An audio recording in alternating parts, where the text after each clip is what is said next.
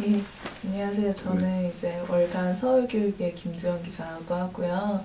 이제 이번에 학생 인권 조례안 관련해서 이제 생활교육정책 자문위원장 맡고 계신 현상희 위원장님과 인터뷰를 하고 싶어서 이렇게 만나뵙게 됐는데 우선 바쁜 시간 내주셔서 너무 감사드리고요. 네, 반갑습니다. 네, 먼저 위원장님 개인에 대한 이렇게 소개 좀 부탁드릴게요. 저는 그 건국대학교 법학전문대학원에서 네. 헌법, 인권법, 법사학을 가르치고 있고요. 네, 지금 한국입법학회 회장을 맡고 있고 그리고 한국공법학회랑 한국헌법학회 부회장을 맡고 있습니다. 지금 현재 교육청에서는 학생생활지도정책자문위원회 위원장을 맡으면서 그동안 서울시 학생인권조례 초안을 만드는 그리고 그 초안과 더불어서 인권조례가 시행된 학교에서 학생생활지도 또는 생활교육을 하기 위한 그 교육혁신 방안 뭐 이런 것들을 만들어 오는 그런 작업을 해왔습니다. 인권 조례를 이렇게 서울시에서 경화교육청에서 적극적으로 추진하게 된 특별한 배경이나 이런 게 사실 우리나라 교육제도, 근대 교육제도가 들어온 지는 뭐 백몇십 년이 된다고 하지만은 네. 지금의 교육제도의 기본적인 틀은 어떻게 보면은 일제시대 때 확립된 거지 않습니까? 일본 뭐 군국주의라고 그럴까요? 제국주의의 그 토대로서 이제 구성이 됐는데요. 그렇게 들어온 교육제도가 제가 보기에는 한 100년 이상 지금 변하지 않았습니다. 교육은 100년지 대계라고 그러는데 이미 100년이 지나버린 그런 좀 구태의 교육제도라고 그럴까요? 이제 그게 단적으로 나타나는 게 학생을 그러니까 하나의 그 인격체로 대접하기보다는 네. 어떻게 보면은 미성숙하고 모자라고 그래서 누군가가 옆에서 끌어줘야 되는 그런 불안전한 그 사람으로 보는 이런 경향이 강했습니다.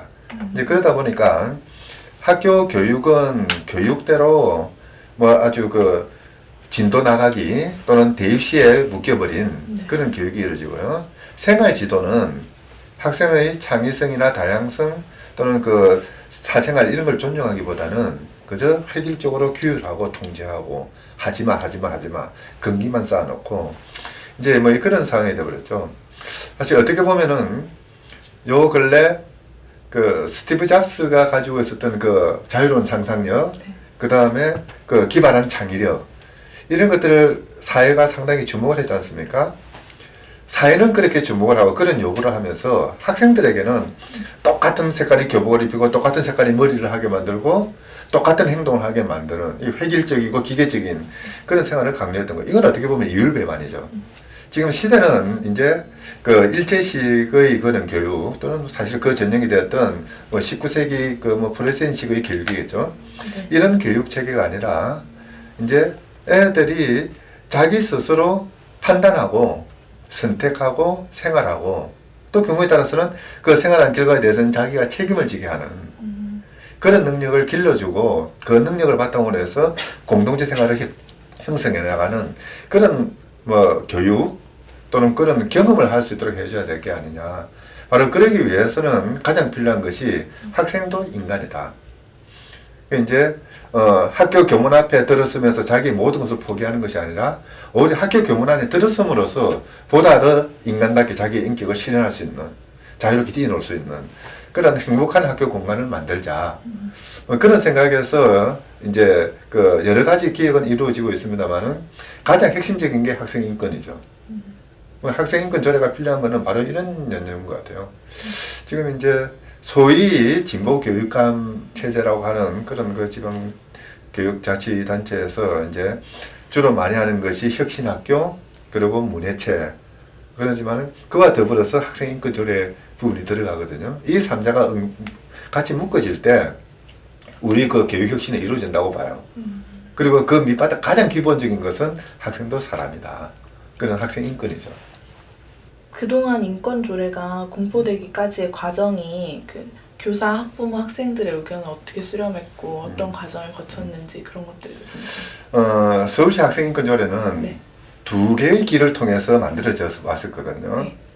이제 첫째가 주민들이 이제 학생인권조례를 만들기 위한 운동본부를 구성하고 이 주민들이 이제 자체적으로 어떤 그 뭐 의견을 수렴하고 초안을 만들고 또 뭐 나름대로 토론회를 거치고 뭐 그렇게 하면서 서울시 주민을 상대로 해서 약 제가 알기로 12만 명 이상의 서명을 받아냈습니다. 네. 한겨울에 그 추운데 네. 그 아이들과 더불어서 이제 지나가는 주민들한테 설명하고 그 동의를 구하고 서명을 받고 네. 이제 그게 주민 발의안이었고요. 네. 그리고 이제 그와 비슷한 시기에 저희 위원회가 출범을 해서 네. 이제 현 교육감 선거 공약 사항이기도 했거든요. 네.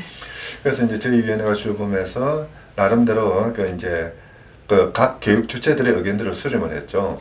제일 두드러진 것이 우선 서울시 의회에 가서 이제 학생인권 조례의 취지라든지 기본적인 방향, 기본적으로 들어가야 될 내용 이런 것에 대한 설명도 하고 토론회도 하고 그 다음에 이제 11개 교육지원청을 순회하면서 교사, 학부모, 학생 그렇게 모아놔놓고 학생인권 조례의 취지란 내용, 문제점들 이런 것들을 설명하고 이제 전문 패널들이 나와서 토론을 하고 그리고 이제 그 각 주체별로 학생은 학생, 그 학부모는 학부모, 교사는 교사대로 따로 분과별로 토론을 거치고 이 토론된 결과를 수렴하는 형식 그런 형식을 11개 교육청을 다 했습니다. 그것도 모자라서 이제 연구 용역을 줘서 이제 실태 조사를 따로 하고 어떤 바람직한 인권 조례의 그 초안들을 마련해 봐 달라 하고 요구를 했었고요. 더 나아가서 교총이라든지 전교조라든지 한교조 그리고 이제 각종 학부모 단체들 그리고 교장 선생님회 뭐 초중등 고등 다 되겠죠. 교장 선생님회 같은 그런 교육 관련 단체들을 순회하면서 전부 다 방문했습니다. 그래서 의견을 수렴했고요. 또 학교 인장에 대해서는 공문을 내려보내서 학교에서 선생님들과 학생들의 의견을 수렴해서 보내라 고 요구됐고 또 선생님과 학생들로부터 온라인으로 직접 의견을 받기도 하고 그렇게 해서 뭐 어떻게 보면은 뭐 지나친 자찬일지 모르겠습니다만은 우리나라 입법 과정에서 전례가 없을 정도로 많은 의견들을 수렴을 했습니다. 그리고 이제 그 수렴된 결과를 바탕으로 해서 저희 위원회의 초안을 만들고 이걸 다시 이제 공청회 냈었죠. 지난 9월 8일 날. 근데 이제 그렇게 공청회 하면서도 저희들은 항상 그 틀을 놓지 않았던 게 한편으로는 학생 인권조례를 이야기를 하고 또 다른 똑같은 자리에서 다른 맥락에서는 이 인권조례가 시행됐던 학교에서는 그러면 학생생활지도는 어떻게 해야 될 것인가 학생생활지도 혁신 방안들 이런 것들을 같이 발표를 했죠. 그래서 두 가지에 대한 의견들을 수렴해서 저희들 안으로 만들어냈거든요. 다만에 이제 문제가 그렇게 두 개의 학생인권조례 초안이 있었는데 이제 주민들이 발의한 안만 서울시 의회에 제출이 되어서 이제 거기에서 의결되는 뭐 그런 그 문제는 있긴 했었습니다. 근데 뭐 제가 보기에는 그 서울시 의회에서도 주민 발의안을 심의를 하면서 저희 위원회 안을 상당히 많이 반영한 것으로 그렇게 알고 있습니다. 주민 발의안과 그 위원회 안이 차이가 많이 나는 겁니다. 주민 발의안은 뭐 경우에 따라서는 좀 더 많은 인권 그리고 이제 좀 더 학생들 편에 섰다고 한다면은 저희들 위원회가 구성했던 안은 어떻게 보면 좀 그런 면에서는 좀 보수적이죠. 그러니까 학생들의 그 권리나 인권도 뭐 상당히 중요합니다만은 그와 더불어서 학교라는 공동체 생활을 어떻게 구성할 것이냐. 이제 지금까지와 있었던 학교라는 그 시스템과는 다른 학교 공동체의 모습은 어떻게 해야 되는가. 요 틀에 맞춰서 이제 각자의 책무라든지 또는 서로 이제 그 자기의 권리나 어떤 그 이익을 조절할 수 있는 그런 그 틀들을 조금 마련하는 데 신경 썼거든요. 이제 그러다 보니까 주민 발의안보다는 저희들 안이 간서 조항 같은 게 많이 들어갑니다. 뭐 학생의 인권은 보장된다. 그러나 이런 경우에는 이렇다. 뭐 이제 그렇게 했었는데 그 시의회에서 적절히 그 두 개를 잘 조합시켜 줬다고 생각이 들어요. 그러면은 그 다른 시도 교육청과 다르게 네. 이제 서울시 교육청에서 이제 학생 인권 조례를 만들었을 때 좀 특징 같은 게 있다면 어떤 게 있어요? 조금 전에도 말씀드렸습니다만은 네. 광주나 경기도하고 다른 가장 큰 특징은 주민들이 스스로 만든 것이다. 상당히 이거는 의미가 있습니다. 그러니까 우리나라 인권사에서 사실 인권이 그 뭐 제대로 어떤 선언된 것도 없고 또 이제 대부분 국가기관에 의해서 인권이 이제 규정되고 보장되는 그런 형식이었거든요. 근데 이제 서울시 학생조례 같은 경우에는 주민들이 학생들의 인권이 무엇이 있으면 무엇이어야 하며 어떻게 보장되어야 되느냐를 스스로 결정하는 거죠. 그래서 이것은 우리 인권사뿐만 아니라 지방자치사에서도 상당히 의미 있고 의미 있는 최초의 사건이죠. 더 나아가서 이제 풀뿌리 민주주의의 전형이다라고 이야기할 수도 있는 것이고요. 그다음에 이제 두 번째 특징이 이제 보통은 인권 그러면은 자기의 권리만을 주장하는 것으로 오해하는 사람들이 많습니다. 근데 사실 인권이라는 것은 타자의 인격이나 또는 인간됨을 존중해주고 배려해줄 때 그게 기반이거든요. 좀 말해서 어떤 윤리적인 각성 그리고 윤리적인 실천이 바탕이 될 때 자기 인권이 보장되는 거죠. 저희들도 인권조례를 만들 때 항상 놓지 않았던 건이 그겁니다. 그러니까 학생의 권리를 단순히 개인으로서 자기의 어떤 개인적인 이익, 사적인 이익만 주장하는 것이 아니라 학교라는 공동체 속에서 서로 조화시켜 나가고 서로 어떤 논의들, 의견들을 같이 맞추어 나가는 이런 개념으로 구성해야 될 게 아니냐. 그래서 경우에 따라서는 다른 학생들의 학습권이라든지 선생님의 수업권이라든지 또는 뭐 그런 것들을 보장해 줘야 되고 더 나아가서 학생들이 서로 모여서 자체적으로 뭔가 자기의 생활들을 규율할 수 있도록 또는 자기의 생활을 어떻게 정리해 나갈 수 있도록 그런 기회를 마련하자 그런 생각들을 많이 했죠. 그래서 어떻게 보면은 대립적인 인권 개념이 아니라 조화롭고 협력적인 인권 개념 이런 걸 가장 많이 추구했다고 볼 수 있어요. 근데 아무래도 이렇게 학생 인권이나 크게 보면 뭐 사회정의 이쪽을 강조해주다 보면 아무래도 질서가 무너진다 이런 우려를 제기하는 쪽도 많잖아요. 네. 그래가지고 뭐 인권 조례가 이제 시행되면 학교에서 생활 지도가 너무 어려워진다, 뭐 교권이 무너진다, 뭐 이런 우려도 많잖아요. 그거에 대해서 어떻게 생각하세요? 그건 뭡니까? 가장 좋은 대답을 뿌리 깊은 나무가 한 것 같아요.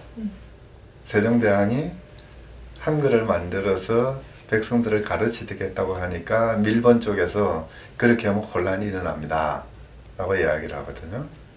그게 정답인 것 같아요. 그래서 세종대왕의 생각, 깨치는 사람이 그 혼란을 야기하지는 않죠.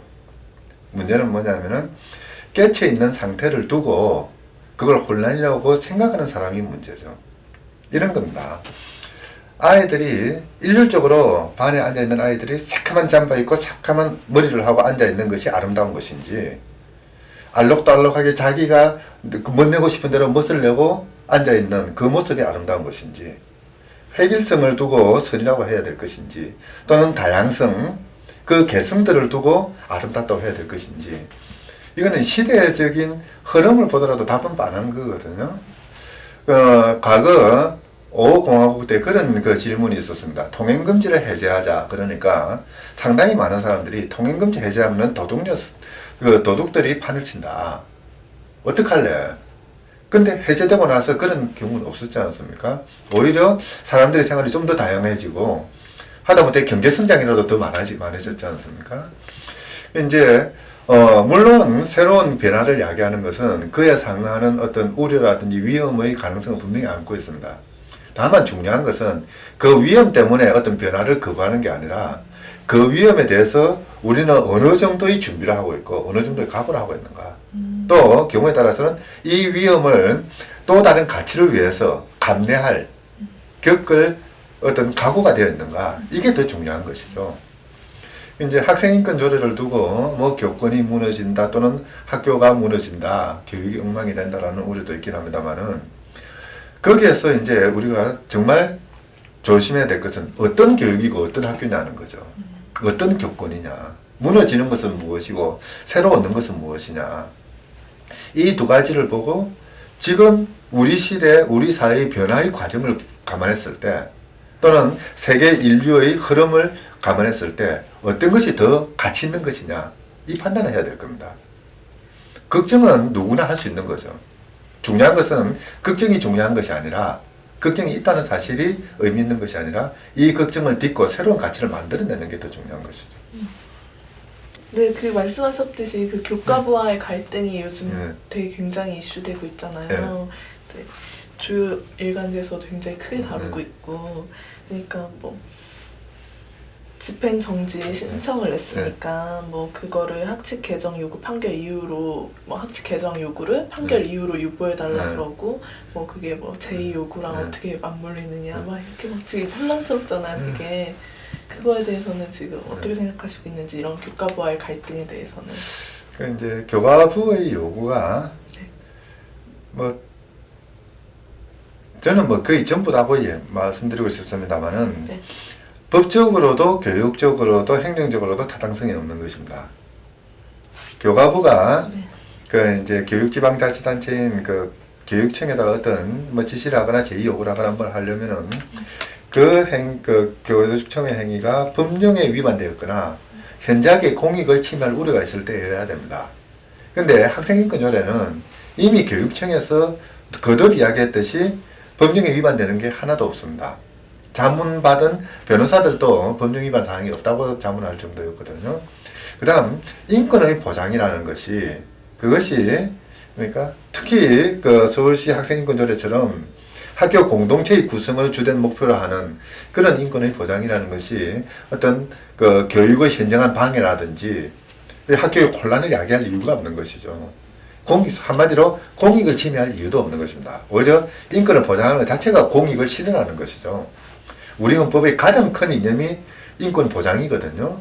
그렇게 본다면은 대한민국 헌법에 의해서 만들어진 대한민국 국가가 지향하는 최고의 가치를 교육 현장에서 실현하겠다는 것이 왜 그게 인권 침해 우려인지, 뭐 공익 침해 우려인지 이런 것들을 한번 고민할 필요는 있죠.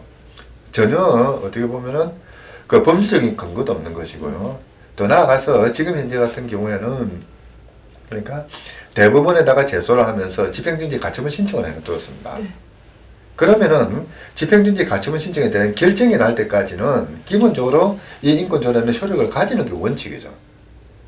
기다려야 될 것은 차분하게 기다릴 것은 교과부지 교육청이 아니거든요. 교육청은 당장 지금 시행을 하고 있는 인권조례를 집행해야 될 그 책무를 가지고 있습니다. 그걸 집행하지 않으면은 직무유기가 되는 것이죠. 기다려야 될 것은 교과부라는 거죠. 그 다음에 이제 교육의 측면에서도 마찬가지입니다. 이 인권이라는 것은 어떻게 보면은 다른 사람과의 관계를 규율하는 것이거든요. 뭐 그렇다면은 그러니까 민주적 시민을 양성하고 자주적인 그 생활 능력을 갖춘 인간을 양성한다는 우리 교육 이념에 비춰볼 때 가장 긴요하게 가르쳐야 될 부분입니다. 다른 사람과의 관계를 어떻게 하게 될 것이냐. 이 관계를 규율하는 가장 밑바닥에 깔려 있는 것은 무엇이어야 되느냐. 존중과 배려거든요. 이거는 바로 가르쳐야 되는 거죠. 이거는 교육자로서는 당연히 의당히 해야 되는 일입니다. 그런데 그것을 유보하라 또는 하지 말아라고 이야기하는 교과부는 과연 교육을 하겠다는 것인지 그렇지 않으면은 어떤 학생인권조례라는 그런 틀을 이용해서 정치를 하겠다는 것인지 도무지 이해가 안 돼요. 네, 뭐 광주나 경기 관련해서도 인권조례안이 거의 비슷한 내용인데 그쪽에서는 문제가 생기지 않았었잖아요. 제가 이제 정치라는 말을 표현을 썼던 건 바로 그 때문인데요. 실제 그 광주라든지 경기라든지 서울의 그 인권조례는 거의 유사한 내용입니다. 그러니까 교과부가 법령 위반이라든지 또는 공익침해라든지 그렇게 이유를 들었다면은 이 그 광주나 경기도에서도 똑같은 이야기를 했어야 됐죠. 근데 거기에는 이야기를 하지 않고 유독 서울교육청에 대해서만 이야기하는 것은 이 서울이라는 도시가 가진 상징성, 이제 거기에 어떤 흠집을 내면서 자기들이 정치적 입지를 강화하겠다는 그 생각의 다름이 아니라고 보여집니다. 바로 그 때문에 제가 이제 정치적인 뭐 그런 표현을 썼는데요. 실제 어떻게 보면은 지역 간의 형평에도 맞지 않고요. 더 나아가서 여태까지 교육부가 해왔던 처신에도 옳지 않고 또 뭐 어떻게 보면은 법적인 측면에서도 신뢰를 위반한 것입니다. 경기도와 그 광주에 보여줬던 그런 태도와는 180도 다른 태도를 취하는 것, 이거는 행정의 여태까지 관행과는 다른 태도를 보였으니까 이건 신뢰 보호 원칙의 위반이에요. 신뢰칙 위반이죠. 법에서 가장 금하고 있는 그런 나쁜 행동이거든요. 뭐 법적으로도 교육적으로 행정적으로도 정말 말이 안 되는 갈등이다 이렇게 말씀해 주신 건데 또 요즘 이게 교과부 갈등만큼 이슈되는 게 학교폭력 문제잖아요. 이와 관련해서 이제 인권조례는 어떤 의미를 갖나요? 그 학교 폭력을 이야기할 때 이제 일진을 이야기하지 않았습니까? 저는 그런 이야기를 들었습니다. 제가 뭐 직접 그 조사를 한 건 아니지만은 서울시의 일진은 학교 그 다른 도시의 일진과는 조금 성격이 다르더라. 다른 도시는 일진에는 조직이 있어가지고 가해자가 누군가가 특정이 된답니다. 근데 서울시나 또는 다른 대도시 같은 경우에는 일진이 있는 것이 아니라 일진 문화가 있대요. 그러니까 가해자는 불특정인데 피해자만 생겨나는 거죠. 어떤 학생이 조금 눈에 띄는 행동을 했다는 이유만으로 그 반 아이들이 또는 주변에 있는 아이들이 집단적으로 그 아이를 괴롭히는 이런 양상들이 벌어지기도 하거든요. 이거는 문화의 문제죠. 문화의 문제는 항상 어디서 나타나냐면 인간과 인간의 관계 틀 속에서 나타납니다. 그러니까 경쟁이라든지 또는 그 학교에서 여태까지 만연했던 뭐 체벌이라든지 또는 그 학교 관리자와 선생님 간의 관계에서 나타나는 어떤 그 권력성 이런 것에 익숙해 있던 학생들 같으면은 자기들이 그 학생들이 스스로 그런 권력이라든지 폭력에 익숙해져요. 그리고 그것을 다른 그분들한테 친구들한테 시행하게 되는 거죠. 폭력도 학습되는 것이거든요. 이제 그러다 보니까 여태까지 학교에서는 아이들과 아이들 사이의 대화 방법이라는 것이 말이나 어떤 정서 교감은 뒤로 쳐지고 폭력이 주가 되는 그런 상황이 벌어져 왔습니다. 학교 폭력의 가장 큰 문제점은 저는 여기 있다고 생각을 해요. 그러니까 말로 해도 될 것을 주먹으로 하는 거죠. 이게 이제 단순히 애들이 못돼서 나빠서 그런 것이 아니라 그 애들이 학교를 다니면서 학습하고 자기들이 가장 유효하고 가장 손쉽게 사용할 수 있는 대화 방법으로 폭력을 선택하는 것이죠. 이제 그러다 보니까 가해 학생도 때렸는데 장난으로 때렸다고 그래요. 맞은 학생도 분명히 맞긴 했는데 내가 맞을 짓은 했지 뭐 맞을 수도 있지라고 생각하는 경우들이 많이 생겨납니다. 그러니까 어떻게 보면은 폭력 자체가 조금 뭐 불편하긴 해도 우리 사이엔 늘 있어야 되는 거 아닌가라는 그런 착각을 만들어내는 이런 분위기거든요. 학생인권조례는 그 부분에 이제 균리를 내고 틈을 내는 거죠. 얘들아, 너희들이 서로가 서로를 관계를 맺는 방식이 그게 아니다. 관계를 맺는 방식의 가장 중요한 것은 말이어야 되고 생각이어야 되고 감정의 교환이어야 된다. 이걸 가르치지 않는 거죠. 그리고 이런 가르침을 그러니까 학생 상호 간에 그리고 선생님과의 관계 속에서 익혀나가자. 그리고 그러다가 그 틀 속에서 되지 않으면은 교육청에 이제 인권옹호관이라든지 또는 인권 교육센터 같은 게 만들어지거든요. 여기 오면 여기서 해결해 줄게. 라고 해주는 게 이게 그 학생인권조례의 기본적인 내용이죠. 그래서 학생인권조례는 어떻게 보면은 학교 폭력에 대한 뭐 유일한 처방은 아닐지 몰라도 상당히 중요한 처방일 수가 있습니다. 또 하나 이제 학생인권조례가 학교 폭력에 이제 도움이 될 수 있는 게 뭐냐면요. 여태까지는 학교에서 학교 폭력이 일어났을 때 제대로 조사하고 처방을 내려주는 이런 시스템이 없었어요. 그러니까 선생님이 대충 조사하다가 교장 선생님 뭐 말 한마디 듣고 그냥 막 묻어두리는 보고도 하지 않고 이런 건데요. 애들도 애들대로 뭐 어디 잘못 신청했다가는 진정했다가는 얻어터지고 다시 보복당하고 이제 그래서 입을 닫게 되는 이런 구조인데 이제 학생인권조례에서는 이제 인권옹호관이나 인권교육센터를 만들어둬서 여기에는 어느 누구든지 자유롭게 학교 폭력을 이야기할 수 있도록 해뒀거든요. 열어뒀습니다. 그러면 이제 그 신청을 받으면은 인권옹호관이나 조사관이 직접 조사를 나가요.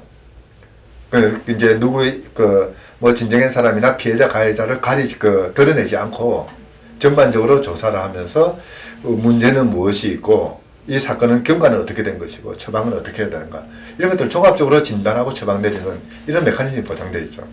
이제 그렇기 때문에 사후적으로 학교 폭력을 예방한다는 점에서도 도움이 되고 사전적으로 사후적으로 학교 폭력에 대해서 어떤 대책을 마련한다는 점에서도 상당히 유효한 그런 기능을 할 수 있을 거라고 생각합니다. 그럼 이제 그 끝으로 네. 저희가 이제 인권조례안을 제정해 주시고 이렇게 운영하시면서 학생 학부모님들께 뭐 부탁드리고 싶거나 당부하고 싶은 말씀이 있다면 모두에도 말씀드렸습니다만은 우리 학교 교육은 뭐 보통 이제 교육은 100년지 대계라고 그러는데요. 일제 때 만들어졌던 교육 시스템이 이제는 100년이 지나왔습니다. 과거를 쳐다볼 것이 아니라 이제 앞으로의 100년을 바라보면서 새로운 교육 틀을 만들어 나가야 될 게 아니냐. 그리고 사회는 실제 그걸 요구하고 있고요. 이미 사회는 그에 따라서 바뀌어 버렸고, 이제 학교가 지금 가장 늦게 바뀌고 있는 중인데요.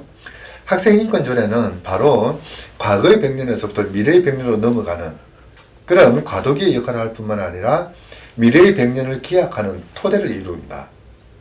그래서 과거에 있었던 학생 생활 지도라는 이름의 훈육과 통제, 이게 아니라 이제는 생활 교육으로서 교육의 한 방침으로서 선생님이 학생들과 대화하고 협의하고 같이 고민하는 그런 사회, 그런 학교, 그리고 이제 학교 공동 주체들이 서로 협력하는 이런 공동체를 건설하는 거, 뭐 그걸 위한 작은, 그러니까 그 돌던짐이죠.